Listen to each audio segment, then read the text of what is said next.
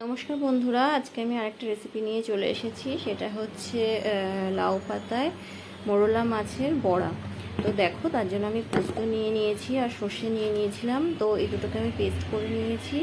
তো মাছে আমি আগে থেকে লবণ হলুদ মাখিয়ে রেখেছিলাম। এবারে আমি মাছের মধ্যে ওই পেস্ট আর পেঁয়াজ কুচি আর এদিকে লঙ্কা ধনেপাতা কুচি দিয়ে ভালো করে মেখে ম্যারিনেট করে আলাদা রেখে দিচ্ছি। তো এবারে আমি একটা পাত্রে নিয়ে নিলাম বেসন, আর তার সাথে আমি দেবো হলুদ, স্বাদ অনুযায়ী লবণ আর লঙ্কার গুঁড়ো। এগুলো দিয়ে ভালো করে বেসনটাকে ফেটিয়ে নেব।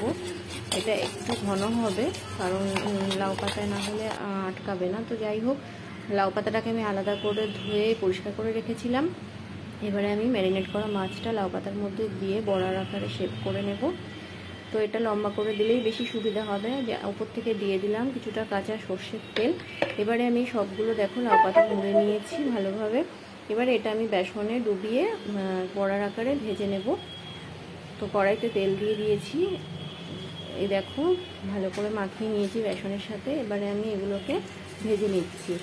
তো এই ছিল আমার আজকের রেসিপি। তো রেসিপিটা কেমন লাগলো অবশ্যই কমেন্ট করে জানিও। ভালো লাগলে একটা লাইক করে দিও, আর পাশে থেকো, চ্যানেলটাকে সাবস্ক্রাইব করে দিও। আজকের মতো ভিডিওটা এই পর্যন্ত, টাটা।